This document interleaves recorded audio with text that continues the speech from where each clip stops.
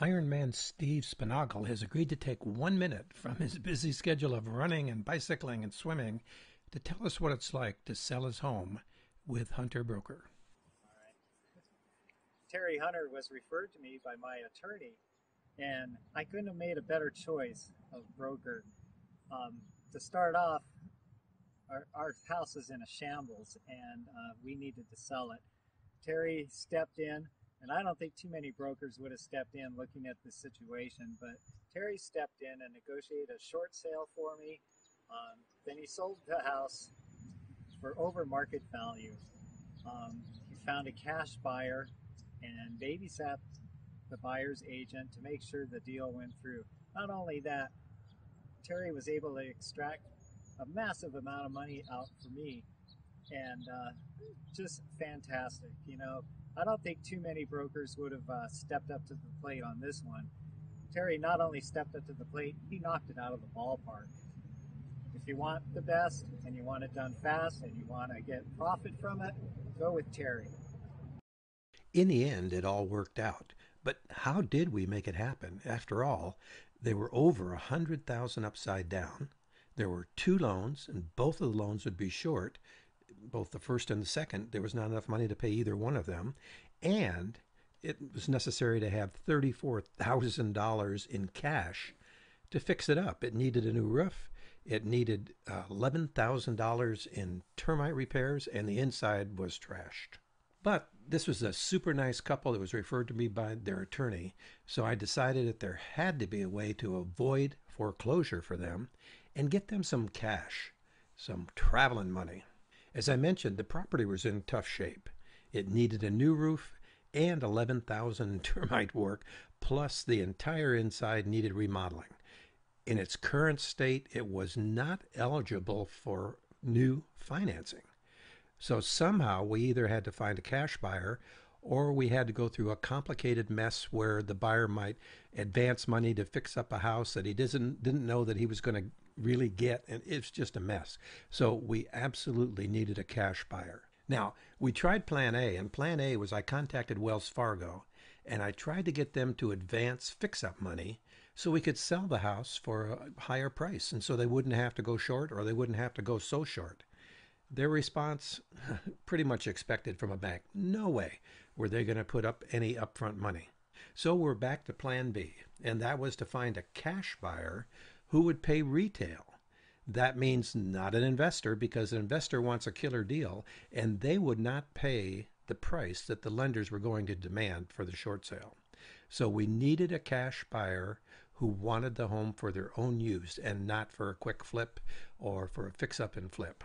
And we had success. Our professional marketing and extraordinary photography actually attracted several buyers. And one of them was a young couple with all cash looking for their first home.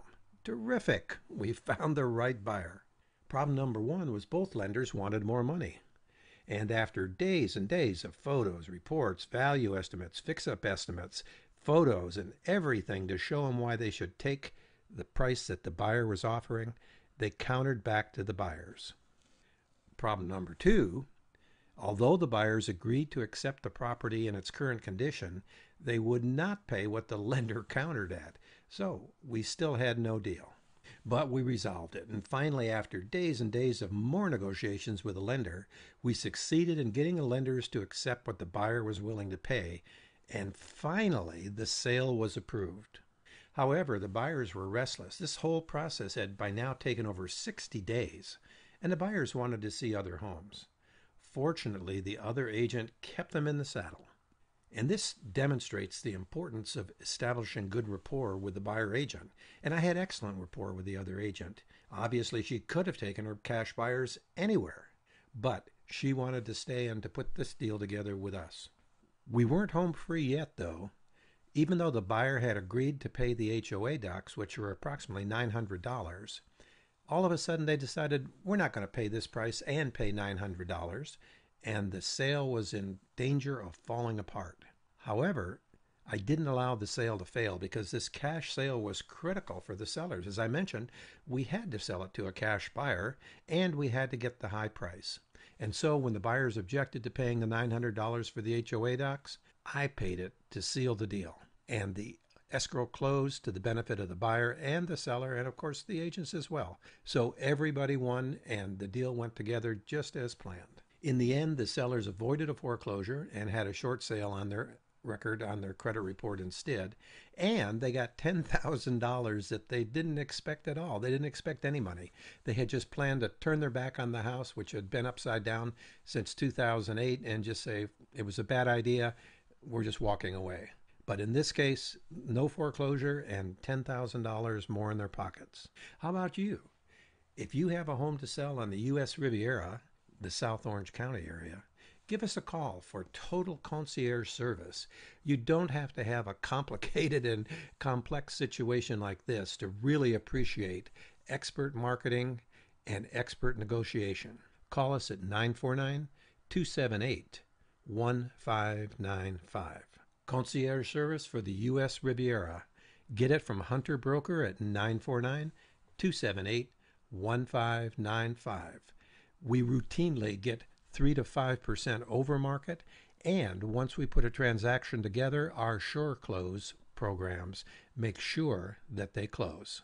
This is Terry Hunter. Thank you for listening, and call me at 949 278 1595 to see if this program is right for you.